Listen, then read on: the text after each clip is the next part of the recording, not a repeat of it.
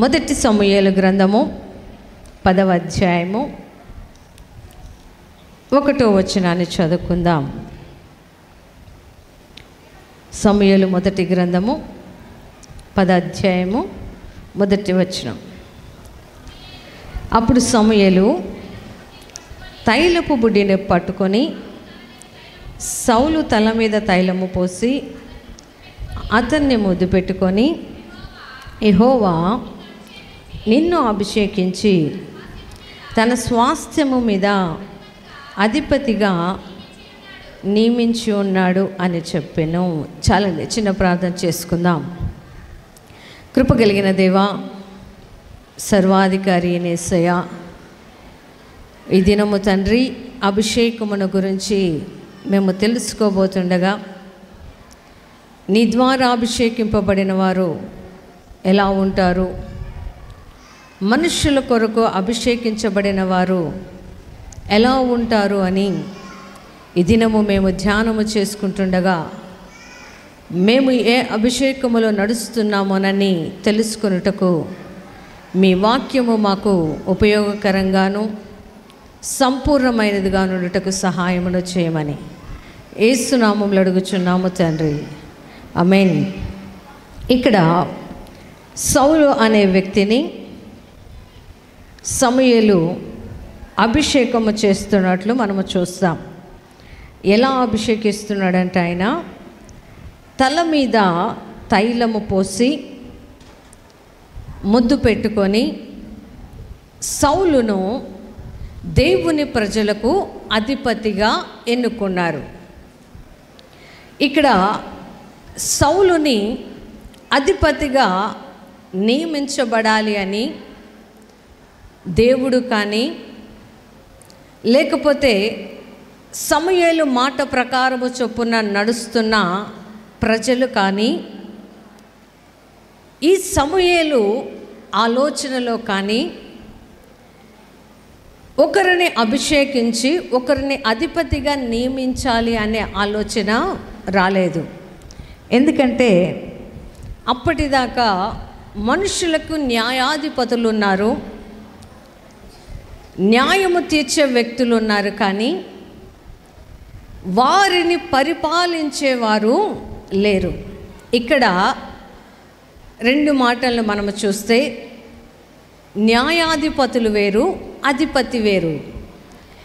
న్యాయాధిపతులంటే ప్రజలు వారి దగ్గరకు వచ్చి సమస్యలను చెప్పుకున్నప్పుడు ఆ సమస్యలని వీళ్ళు ఏం చేస్తారంటే పరిష్కారం చేస్తారు.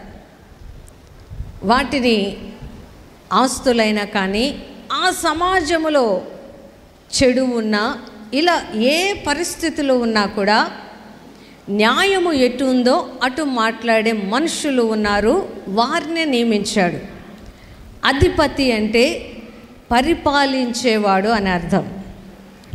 అధిపతి అంటే ఒక మనిషి కింద కొన్ని వందల సమూహాలు నిలబడడాన్ని అధిపతి అంటారు.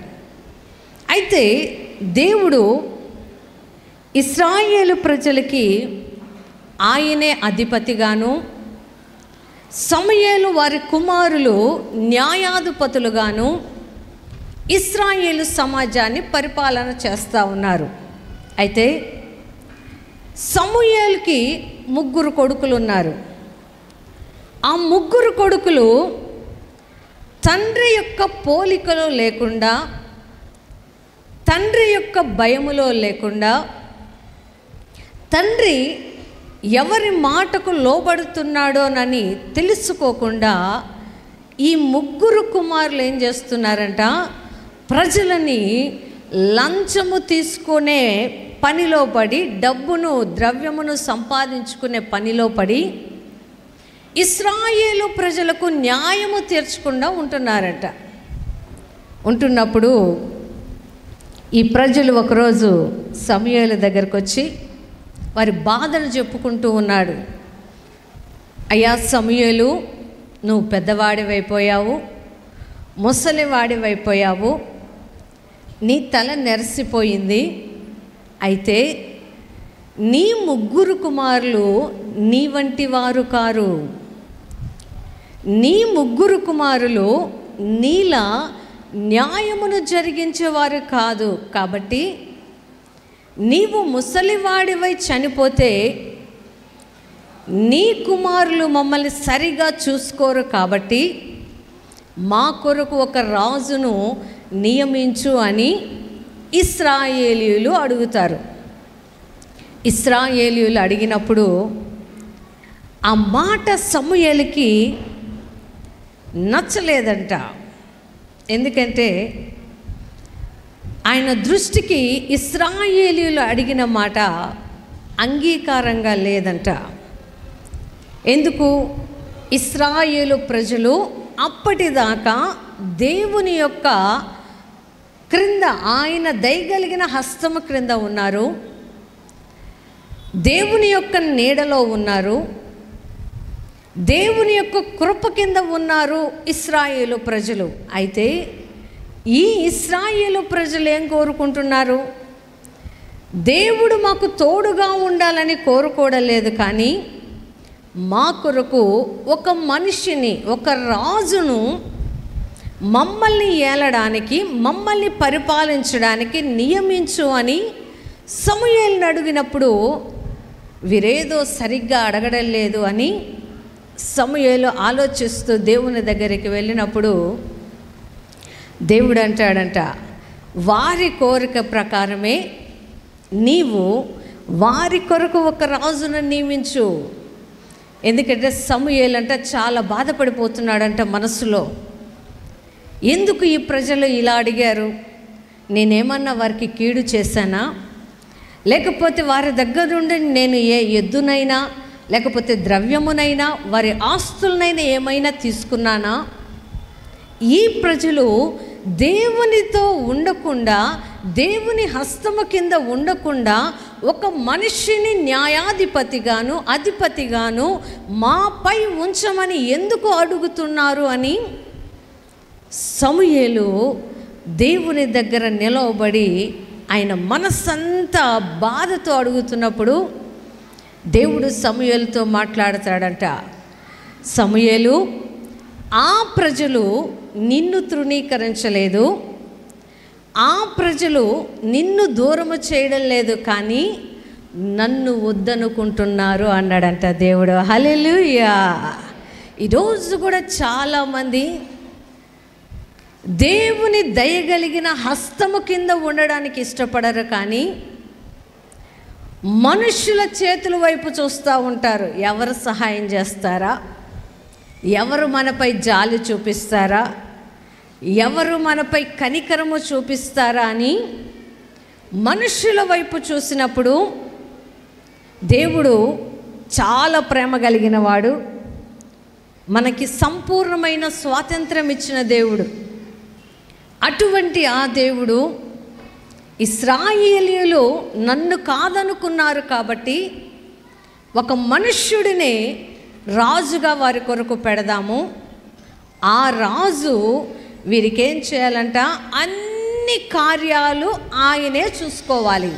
అంటే ఇశ్రాయేలు ప్రజలకి దేవునితో ఉన్న సంబంధం తెగిపోయింది, దేవునితో ఉన్న అనుబంధం తెగిపోయింది, దేవుని మీద ఆధారపడడం తెగిపోయింది.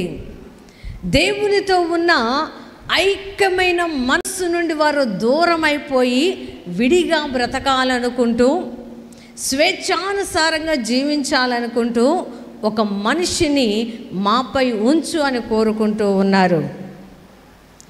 దేవుడు స్వాతంత్రం ఇచ్చాడు కదా, ఆయన ఏమీ బాధపడలేదు.